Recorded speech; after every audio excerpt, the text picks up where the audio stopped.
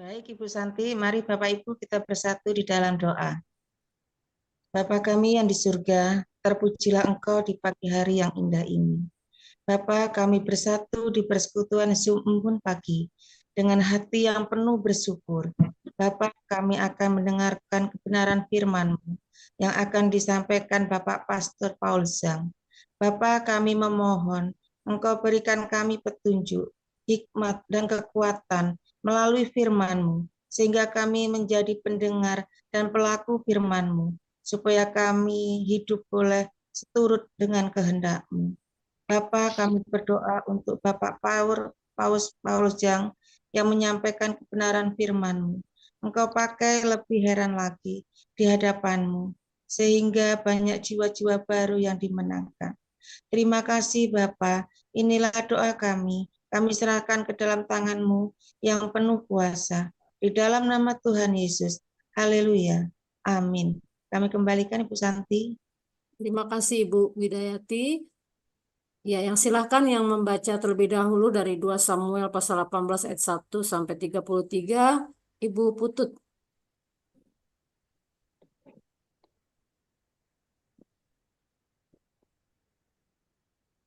Baik, Bu. Daud memeriksa barisan tentara yang bersama-sama dengan dia. Kemudian ia mengangkat kepala pasukan 1.000 dan kepala pasukan 100 atas mereka. Lalu Daud menyuruh tentara itu maju berperang sepertiga di bawah pemerintahan Yoab, sepertiga lagi di bawah pemerintahan Abisai, anak Yeruya, adik Yoab, dan sepertiga lainnya di bawah pemerintahan Itai orang Gat itu. Lalu berkatalah raja kepada rakyat, aku juga akan maju berperang bersama-sama dengan kamu. Tetapi tentara itu berkata, janganlah tuanku maju berperang. Sebab apabila kami terpaksa melarikan diri, maka mereka tidak akan menghiraukan kami. Bahkan sekalipun mati separuh daripada kami, mereka tidak akan menghiraukan kami.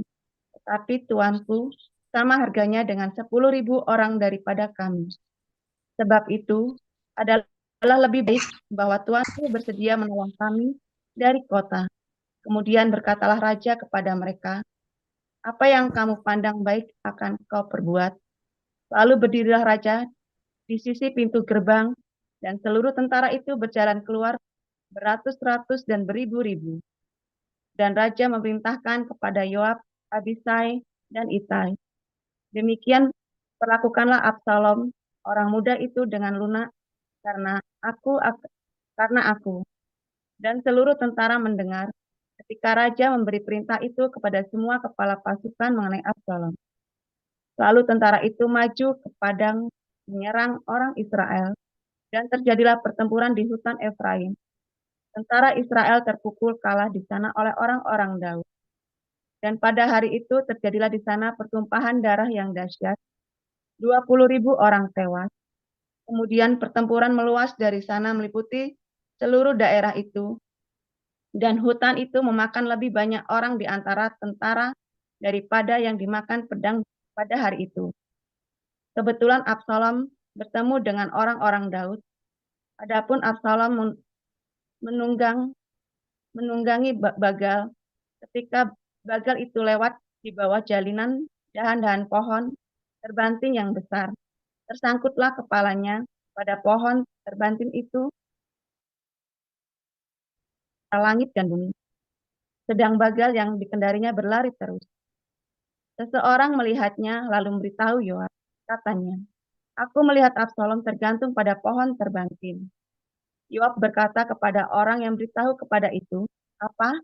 Jika engkau melihatnya, maka engkau tidak membanting dia ke tanah di tempat itu juga. Maka selayaknya aku memberi engkau 10 sikal perak dan 1 ikat pinggang. Tapi orang itu berkata kepada Yoab, sekalipun aku mendapat 1.000 sikal perak di telapak tanganku, tak akan aku menjamah anak raja itu. Sebab di depan telinga kamilah raja memberi perintah kepadamu, dan kepada Abisai, dan kepada Itai, katanya, lindungilah Absalom, orang muda itu, karena aku. Sebaliknya, jika aku mencabut nyawanya dengan hianat, tidak ada suatu pun yang tinggal tersembunyi kepada raja, maka engkau akan menjauhkan diri.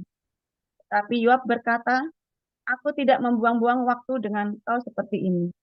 Lalu diambilnyalah 3 lembing dalam tangannya dan ditikamnyalah ke dada Absalom.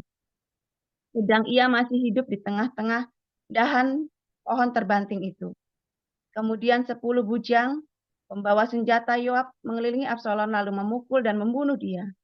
Sesudah itu Yoab meniup sangkakala sehingga tentara berhenti mengejar orang Israel, sebab Yoab mau menahan tentara itu.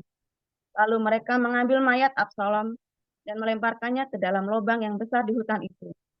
Kemudian mereka mendirikan di atasnya timbunan batu yang sangat besar, dan seluruh orang Israel melarikan diri masing-masing ke kemahnya. Sewaktu hidupnya, Absalom telah mendirikan bagi dirinya sendiri tugu yang sekarang ada di lembah raja. Sebab katanya, aku tidak ada anak laki-laki untuk melanjutkan ingatan kepada namaku. Dan ia telah menamai tugu itu menurut namanya sendiri. Sebab itu sampai hari ini tugu itu dinamai orang, tugu peringatan Absalom. Ayat 19. Kemudian berkatalah Ahimaaz bin Yadok, biarlah aku berlari menyampaikan kabar yang baik itu kepada raja. Tuhan telah memberi keadilan kepadanya dengan melepaskan dia dari tangan musuhnya. Tetapi berkatalah Yoab kepadanya, pada hari itu bukan engkau yang menjadi pembawa kabar, pada hari lain boleh engkau yang menyampaikan kabar. Tetapi pada hari ini engkau tidak akan menyampaikan kabar karena anak raja sudah mati. Lalu berkatalah Yoab kepada orang Etiopia, pergilah, beritakanlah kepada raja apa yang kau lihat. Orang Etiopia itu sujud menyembah kepada Yoab lalu berlari pergi. Tetapi berkatalah sekali lagi Ahimaaz bin Yadok kepada Yoab, apapun yang terjadi, izinkanlah juga aku berlari pergi menyusul orang Etiopia itu. Tetapi kata Yoab, mengapa juga engkau berlari pergi anakku? Apakah engkau membawa kabar yang menguntungkanmu? Jawabnya, apapun yang terjadi, aku mau berlari pergi. Lalu berkatalah Yoab kepadanya, kalau demikian larilah. Maka berlarilah Ahimaaz mengambil jalan dari lembah Yordan sehingga ia mendahului orang Etiopia itu. Adapun Daud duduk di antara kedua pintu gerbang, sedang penjaga naik ke sotoh. Pintu gerbang itu di atas tembok, ketika ia melayangkan pandangannya, dilihatnyalah orang datang berlari, seorang diri saja. Berserulah penjaga memberitahu raja. Lalu raja berkata, jika ia seorang diri, maka kabar yang baiklah disampaikan, sementara orang itu mendekat. Penjaga itu melihat orang lain datang berlari, lalu penjaga itu menyerukan kepada penunggu pintu gerbang katanya, lihat, ada lagi yang orang berlari. Seorang diri berkatalah raja, itu pun pembawa kabar yang baik. Sesudah itu berkatalah penjaga, aku lihat cara berlari orang yang pertama itu seperti cara berlari Ahimaaz bin Yadok. Berkatalah raja, itu orang baik. Ia datang membawa kabar yang baik. Lalu Ahimaaz berseru katanya kepada raja, selamat. Kemudian sujudlah ia menyembah kepada raja dengan mukanya ke tanah, serta berkata, terpujilah Tuhan Allahmu yang telah menyerahkan orang-orang yang menggerakkan tangannya melawan tuanku raja. Lalu bertanyalah raja, selamatkanlah Absalom, orang muda itu. Jawab Ahimaaz, aku melihat keributan yang besar ketika Yoab menyuruh pergi hamba raja, hambamu ini, tetapi aku tidak tahu apa itu. Kemudian berkatalah raja, pergilah ke samping, berdirilah di sini. Ia pergi ke samping dan tinggal berdiri. Maka datanglah orang Etiopia itu. Kata orang Etiopia itu, tuanku raja mendapatkan kabar yang baik, sebab Tuhan telah memberi keadilan kepadamu pada hari ini dengan melepaskan tuanku dari tangan semua orang yang bangkit menentang tuanku. Tapi bertanyalah raja pada orang Etiopia itu, selamatkanlah Absalom orang muda itu. Jawab orang Etiopia itu, dialah seperti orang muda, itu musuh tuanku. Raja dan semua orang yang bangkit menentang tuanku itu berbuat jahat. Ayat 33, maka terkejutlah raja dengan sedih. Ia naik ke anjung pintu gerbang lalu menangis. Dan beginilah perkataannya sambil berjalan. Anakku Absalom, anakku, anakku Absalom. Kamu, kalau aku mati menggantikan engkau, Absalom anakku, anakku. Amin. Terima kasih Bu Santi. Saya lanjutkan di Lukas 9 ayat 1 sampai 36. Maka Yesus memanggil ke-12 muridnya, lalu memberikan tenaga dan kuasa kepada mereka untuk menguasai setan-setan dan untuk menyembuhkan penyakit-penyakit. Ia mengutus mereka untuk memberitakan kerajaan Allah dan untuk menyembuhkan orang. Katanya kepada mereka, jangan membawa apa-apa dalam perjalanan, jangan membawa tongkat atau bekal, roti atau uang, atau 2 helai baju. Dan apabila kamu sudah diterima dalam suatu rumah, tinggallah di situ sampai kamu berangkat dari situ. Dan kalau ada orang yang tidak mau menerima kamu, keluarlah dari kota mereka, dan kebaskanlah debunya dari kakimu sebagai peringatan terhadap mereka. Lalu pergilah mereka, dan mereka mengelilingi segala desa sambil memberitakan Injil dan menyembuhkan orang sakit di segala tempat. Herodes Raja wilayah mendengar segala yang terjadi itu, ia pun merasa cemas sebab ada orang yang mengatakan bahwa Yohanes telah bangkit dari antara orang mati. Ada lagi yang mengatakan bahwa Elia telah muncul kembali, dan ada pula yang mengatakan bahwa seorang dari nabi-nabi dahulu telah bangkit. Tetapi Herodes berkata, Yohanes telah kupenggal kepalanya. Siapa gerangan dia ini yang kabarnya melakukan hal-hal demikian? Lalu ia berusaha supaya dapat bertemu dengan Yesus. Sekembalinya rasul-rasul itu menceritakan kepada Yesus apa yang telah mereka kerjakan. Lalu Yesus membawa mereka dan menyingkir ke sebuah kota yang bernama Betsaida, sehingga hanya mereka saja bersama dia. Akan tetapi orang banyak mengetahuinya, lalu mengikuti dia. Ia menerima mereka dan berkata-kata kepada mereka tentang kerajaan Allah, dan ia menyembuhkan orang-orang yang memerlukan penyembuhan. Pada waktu hari mulai malam, datanglah ke-12 muridnya kepadanya dan berkata, suruhlah orang banyak itu pergi, supaya mereka pergi ke desa-desa dan kampung-kampung sekitar ini untuk mencari tempat penginapan dan makanan. Karena di sini kita berada di tempat yang sunyi. Tapi ia berkata kepada mereka, kamu harus memberi mereka makan. Mereka menjawab, yang ada pada kami tidak lebih daripada 5 roti dan 2 ikan, kecuali kalau kami pergi membeli makanan untuk semua orang banyak ini.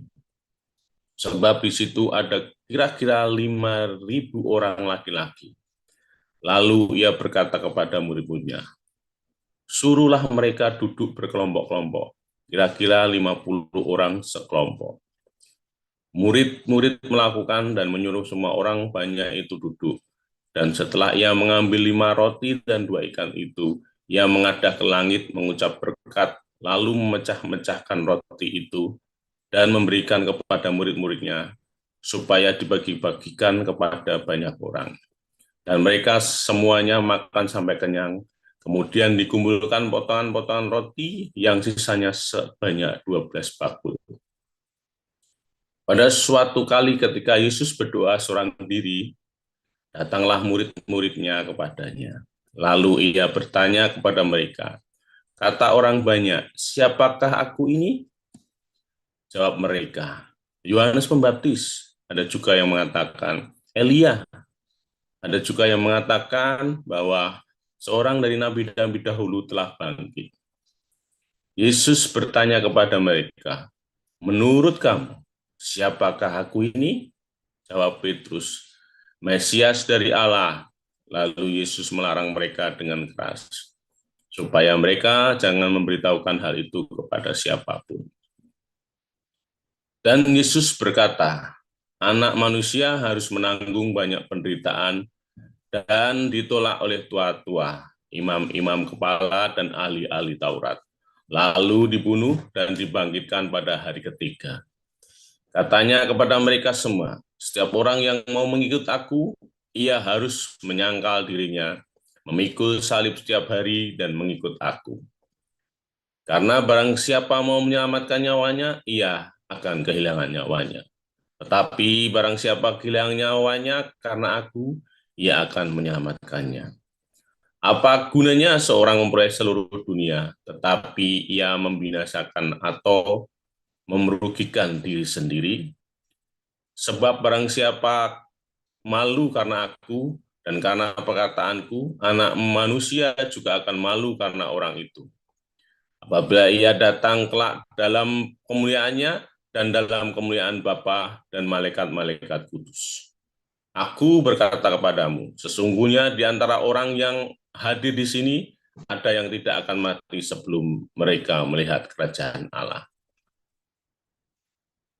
Kira-kira 8 hari sesudah segala pengajaran itu, Yesus membawa Petrus, Yohanes, dan Yakobus lalu naik ke gunung untuk berdoa. Ketika ia sedang berdoa, rupa wajahnya berubah dan pakaiannya menjadi putih berkilau-kilau. Dan tampaklah 2 orang berbicara dengan dia, yaitu Musa dan Elia. Keduanya menampakkan diri dalam kemuliaan dan berbicara tentang tujuan kepergiannya yang akan digenapinya di Yerusalem. Sementara itu, Petrus dan teman-temannya telah tertidur, dan ketika mereka terbangun, mereka melihat Yesus dalam kemuliaannya, dan kedua orang yang berdiri dekatnya itu. Dan ketika kedua orang itu hendak meninggalkan Yesus, Petrus berkata kepadanya, Guru, betapa bahagianya kami berada di tempat ini. Baiklah kami dirikan sekarang 3 kemah, yaitu untuk engkau, 1 untuk Musa, dan 1 untuk Elia. Tetapi Petrus tidak tahu apa yang dikatakannya itu. Sementara ia berkata demikian, datanglah awan menaungi mereka. Dan ketika mereka masuk ke dalam awan itu, takutlah mereka. Maka terdengarlah suara dari dalam awan itu yang berkata, Inilah anakku yang kupilih, dengarkanlah dia. Ketika suara itu terdengar, nampaklah Yesus tinggal seorang diri, dan murid-murid itu merahasiakannya. Dan pada masa itu mereka tidak menceritakan kepada mereka, pada siapapun apa yang telah mereka lihat itu. Amin. Ayat 37. Pada keesokan harinya, ketika mereka turun dari gunung itu, datanglah orang banyak berbondong-bondong menemui Yesus. Seorang dari orang banyak itu berseru katanya, Guru, aku memohon supaya engkau menengok anakku, sebab ia adalah satu-satunya anakku. Sewaktu-waktu ia diserang roh, lalu mendadak ia berteriak dan roh itu menggoncang-goncangkannya sehingga mulutnya berbusa. Roh itu terus saja menyiksa dia dan hampir-hampir tidak mau meninggalkannya. Dan aku telah meminta kepada murid-muridmu supaya mereka mengusir roh itu, tetapi mereka tidak dapat. Maka kata Yesus, Hai kamu angkatan yang tidak percaya dan yang sesat, berapa lama lagi aku harus tinggal di antara kamu dan sabar terhadap kamu, bawa anakmu itu kemari. Dan ketika anak itu mendekati Yesus, setan itu membantingkannya ke tanah dan menggoncang-goncangnya. Tetapi Yesus menegur roh jahat itu dengan keras dan menyembuhkan anak itu, lalu mengembalikannya kepada ayahnya. Maka takjublah semua orang itu karena kebesaran Allah. Ketika semua orang itu masih heran karena segala yang diperbuatnya itu, Yesus berkata kepada murid-muridnya, Dengarlah dan camkanlah segala perkataanku ini. Anak manusia akan diserahkan ke dalam tangan manusia. Mereka tidak mengerti perkataan itu, sebab artinya tersembunyi bagi mereka. sehingga mereka tidak dapat memahaminya, dan mereka tidak berani menanyakan arti perkataan itu kepadanya. Maka timbullah pertengkaran di antara murid-murid Yesus tentang siapakah yang terbesar di antara mereka. Tetapi Yesus mengetahui pikiran mereka, karena itu ia mengambil seorang anak kecil dan menempatkannya di sampingnya, dan berkata kepada mereka, barang siapa menyambut anak ini dalam namaku, ia menyambut aku. Dan barang siapa menyambut aku, ia menyambut dia yang mengutus aku. Karena yang terkecil di antara kamu sekalian dialah yang terbesar. Yohanes berkata, Guru, kami lihat seorang mengusir setan demi namamu, lalu kami cegah orang itu karena ia bukan pengikut kita. Yesus berkata kepadanya, jangan kamu cegah, sebab barang siapa tidak melawan aku, ia ada di pihak kamu. Ketika hampir genap waktunya Yesus diangkat ke surga, ia mengarahkan pandangannya untuk pergi ke Yerusalem, dan ia mengirim beberapa utusan mendahului dia. Mereka itu pergi lalu masuk ke suatu desa orang Samaria untuk mempersiapkan segala sesuatu baginya. Tetapi orang-orang Samaria itu tidak mau menerima dia karena perjalanannya menuju Yerusalem. Ketika dua muridnya yaitu Yakobus dan Yohanes melihat hal itu, mereka berkata, Tuhan, apakah engkau mau supaya kami menyuruh api turun dari langit untuk membinasakan mereka? Akan tetapi ia berpaling dan menegur mereka. Lalu mereka pergi ke desa yang lain. Ketika Yesus dan murid-muridnya melanjutkan perjalanan mereka, berkatalah seorang di tengah jalan kepada Yesus, Aku akan mengikut engkau kemana saja engkau pergi. Yesus berkata kepadanya, serigala mempunyai liang dan burung mempunyai sarang, tetapi anak manusia tidak mempunyai tempat untuk meletakkan kepalanya. Lalu ia berkata kepada seorang lain, ikutlah aku. Tetapi orang itu berkata, izinkanlah aku pergi dahulu menguburkan Bapakku. Tetapi Yesus berkata kepadanya, biarlah orang mati menguburkan orang mati, tetapi engkau pergilah dan beritakanlah kerajaan Allah di mana-mana.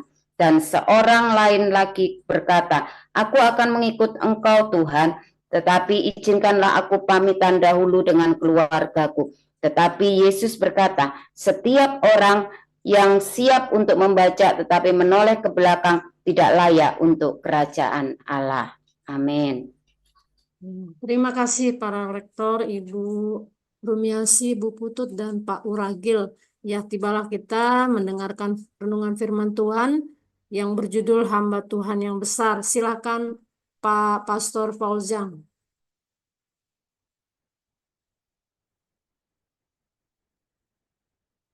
Haleluya, firman Tuhan selalu baru setiap hari ketika kita menanti-nantikan Tuhan dengan cinta, dengan penuh pengharapan, dan selalu konsisten, jangan berhenti di tengah jalan. Saudara, walaupun lagi ada konflik di yayasan, jangan mundur ya. Kalaupun sudah berhenti jadi pengurus, jangan hilang. Nah, saudara ya, tetap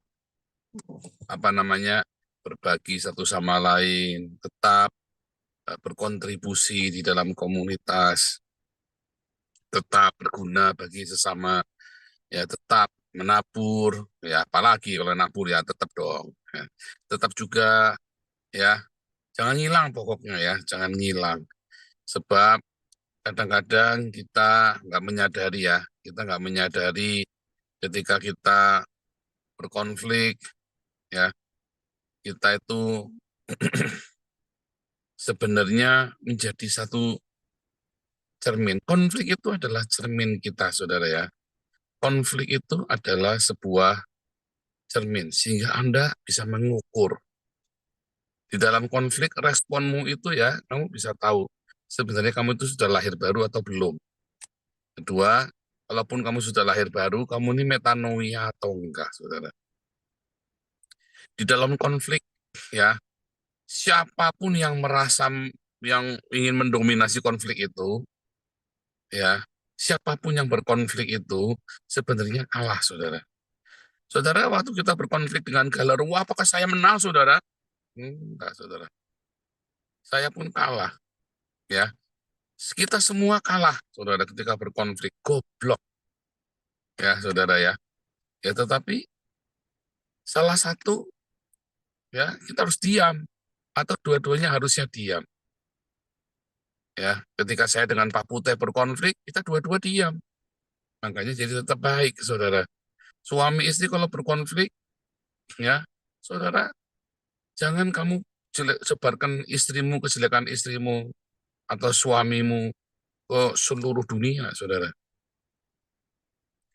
Karena ketika sudah waktu konflik itu kamu sudah menceritakan kejelekan musuhmu kepada orang lain, kamu mau pulih lagi susah, saudara. Karena orang juga menilai katanya begini, katanya begitu. Jadi gengsimu itu nutup lagi, tambah ruwet, saudara. Ya kakak beradik kalau konflik diam, ya jangan menjelekkan orang. Makanya saya kalau konflik dengan siapapun saya nggak jelekin orang itu, saya diam.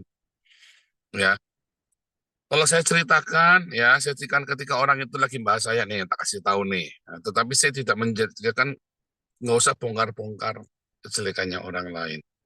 Saudara, kalau Anda berkonflik, ya dua-duanya itu kalah, saudara. Dua-duanya itu kalah karena iblis ada di dalam konflik itu. Kalau kita saling menyerang, ya. Makanya dalam berkonflik itu jangan saling menyerang. Saya banyak diam, bukan kalah. Kok diam ya ngapain? Kita responin. Wah itu Pak Rudiana sih ngapain diresponin? Pak itu Pak si Bumbu ngatain begini, ngapain diresponin? Tetapi ada hal-hal yang tidak sesuai dengan prinsip kita kasih tahu. Kita tidak suka dengan yang seperti ini, yang tidak boleh yang seperti ini, karena itu bukan ajaran di kita. Kita kasih tahu, ya. Kita tidak boleh yang seperti ini, ya, seperti Gilbert, Kumoindong itu bukan sebuah teladan yang menurut ajaran kita. Bukannya kita membenci, saudara. Kita ketemu kita omongin langsung, ya. Apa pendetanya Gilbert Kumoindong di sini aja saya kasih tahu, saudara salahnya tidak urusan saya, ya. Ya ketemu tetap omongin, ya. Kalau Gibet ketemu saya juga tetap omongin, ya bukan dengan marah-marah enggak usah, tapi saya kasih tahu. Ya beberapa hamba Tuhan yang memblacklist saya enggak apa-apa, memang kita ajarannya di sini begitu kok. Ajaran kita di sini begitu.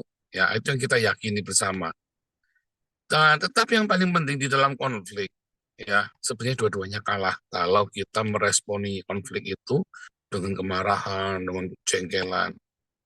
Ya, tetapi kalau kita meresponi konflik dengan damai sejahtera, dengan sebuah saling merendahkan hati, maka konflik itu membuat kita menang, dua-duanya menang, saudara. Nah, di dalam konflik kalau sudah saya ajarin ya, yang menjelekkan lawan dulu, atau paling sering jelekin lawan, ialah yang kalah. Ya, saudara ya. Tapi kalau dua-duanya saling menjelek-jelekan, ialah yang kalah, saudara. Ketika anak beranak ya, bapak dan anak berantem, dua-duanya kalah. Suami istri bertengkar, dua-duanya kalah. Oh saya menang, oh, bangga Anda puas ya bisa mempermalukan lawanmu, istrimu, suamimu, anakmu atau orang tuamu. Kamu saudara, kamu bodoh saudara. Ya itu kan saudaramu. Ketika saya ngomong sama Santi Amer ya, saya bentak ya. Kamu bukan musuhku Santi Amer. Aku itu bukan musuhmu. Nah, aku mengampuni kamu Santi Amer. Saya bilang begitu. Tidak sedikit pun saya memaki-maki dia, ya yang tidak baik, saudara ya. Tidak boleh, ya. Makanya di dalam konflik anak-anak Tuhan, kamu suami istri, kakak beradik, keluarga, family, jangan berpikir, oh aku menang. Kamu menang kalau kamu diam, kamu tidak menjelekkan lawanmu, saudara. Itu kamu menang. Dan bahkan kamu bisa menumpukan bara api di atas kepala lawanmu. Kayak saya dengan Agustan, saya menang, saudara. Ya, kamu berkonflik, kamu menang berkonflik, bukan karena kamu bisa penjarakan lawanmu, bukan karena kamu bisa bunuh, bukan kamu bisa celakai, oh, kamu kalah, saudara. Sekalipun kamu bisa celakai lawanmu, kamu kalah, saudara. Karena ketika kamu mau celakai, berarti iblis berhasil menghasut kamu, kamu menjadi iblis, menjadi si jahat bagi lawanmu itu. Ya, demikian juga ketika kita ya berkonflik, ya, dan orang itu berusaha mencelakakan kita, maka dia adalah iblis bagi kita. Besok kita akan bicara tentang setan dan malaikat ya, saudara. Bagian kedua yang lebih detail ya, saudara ya. Kita besok akan cerita setan dan malaikat, saudara. Ketika dia lawanmu berusaha mencelakakan kamu, maka iblis berhasil, sukses ya. Iblis sukses dengan suksesnya membuat dia menjadi setan. Kalau kita yang mencelakakan dia atau menjelek-jelekan dia, maka iblis sukses membuat kita jadi setan. Ya, saudara ya.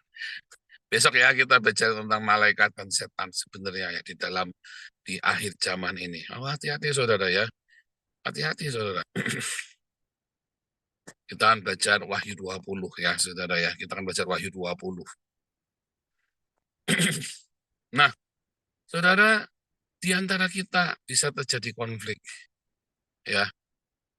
Selalu ada konflik, mau cuman kesalahpahaman kecil, mau karena macam-macam, ya motif-motif yang tidak benar.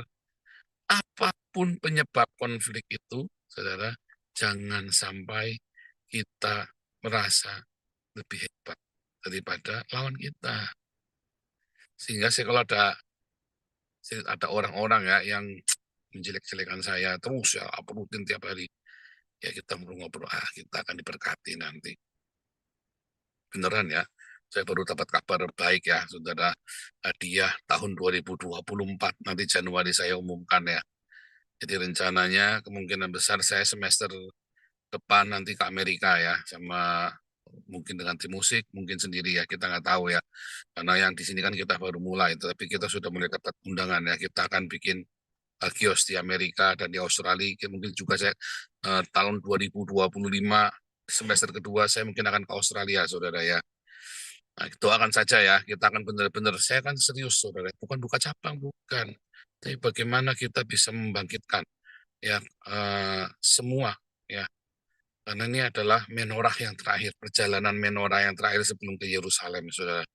Ya, kebangunan rohani yang terakhir ya bagi orang-orang kulit putih ini, saudara, dan bagi banyak bangsa sebelum menorah ini kembali ke Yerusalem. Nah, saudara, apakah saya lebih hebat daripada yang lain, saudara? Oh iya, saya ini hamba Tuhan yang besar, saudara. Sayanya yang besar, Tuhannya yang kecil. Saya ini hamba yang besar. Enggak, saudara ya. Tidak ada satupun yang namanya hamba, pelayannya tetap pelayan. Jadi jangan merasa paling hebat, jangan merasa paling benar. Kita semua ini pelayan, kita semua ini hamba. Ya. Sebentar, mana aku ngerti. Kita ini semua hamba, kita semua ini pelayan, kita semua ini hanyalah hamba tak berguna yang melakukan apa yang Tuhan perintahkan kepada kita, saudara.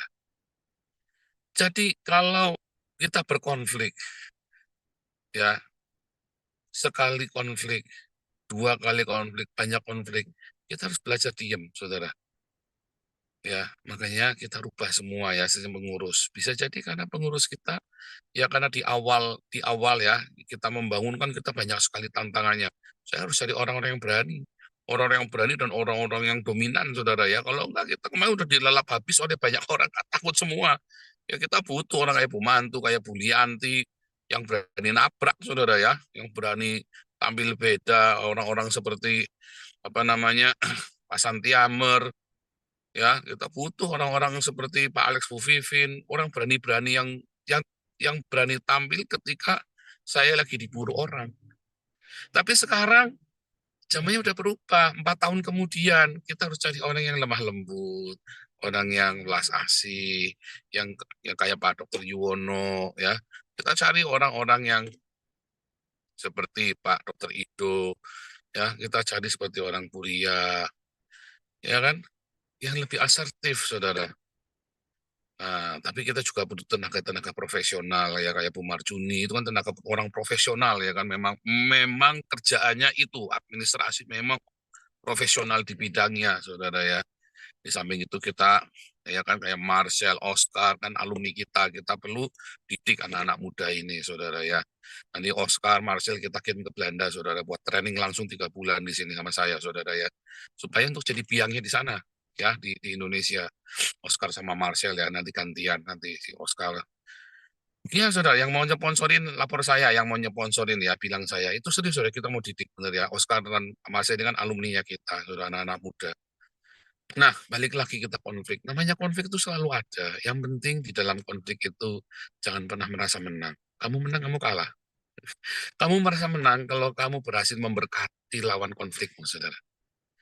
Jangan bangga kalau kamu bisa ninggalin komunitas, terus kamu, ya kan biar hancur komunitas, nggak ada saya hancur. Kamu. Wah, jangan bangga, saudara, kamu bodoh. Saya tidak pernah, kalau saya pindah kerja, saya tidak pernah meninggalkan kantor saya atau tempat kerja yang saya lama dalam keadaan hancur, saudara. Ketika saya tinggal dalam keadaan hancur, maka orang berkata, oh iya benar, pantesan dipecat. Pantesan dia keluar, orang gagal. Kamu jangan, oh nggak ada saya, nggak berhasil. Tuh. Oh salah, saudara. Orang berpikirnya beda. 90% orang berpikirnya apa? Ya pantesan aja kamu keluar, kamu udah bisa kerja kok. Nyatanya burak ditinggal kamu. Nyatanya rusak ditinggal kamu kan. Makanya saudara, kalau kamu pergi, ya, dari pekerjaan, tinggalkan kerjaan itu sebaik-baiknya, saudara. Jangan ninggalin masalah kamu bangga. Kamu goblok, saudara, kan caci maki orang kamu. Dicaci maki orang, pantesan keluar, pantesan kamu udah bisa kerja kok. Saya kalau pergi, ya meninggalkan pekerjaan saya, selalu the best, saudara. Ya, sehingga atasan saya walaupun berkonflik dengan saya, dia pun kemana-mana muji, ya harus diakui, Paul memang meninggalkan hal yang baik buat kita. Ya, saudara ya. Sama, Anda kalau di yayasan juga, ya kita sama-sama bekerja, tinggalkanlah yang baik, saudara.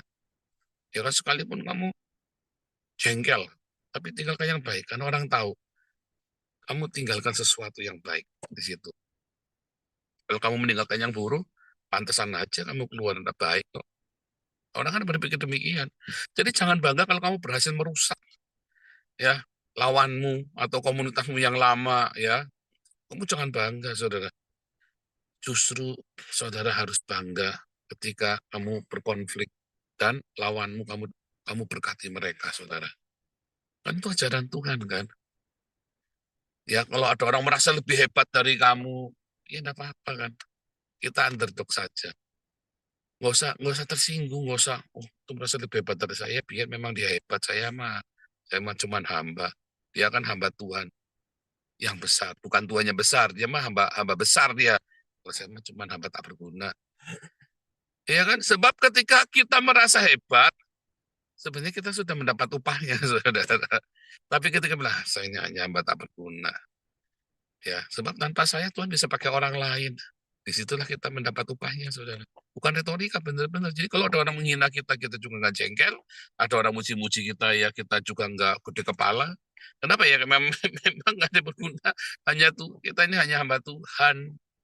Ya, ya kita ini hanya hamba yang tak berguna, yang melakukan apa yang semestinya kita lakukan, saudara.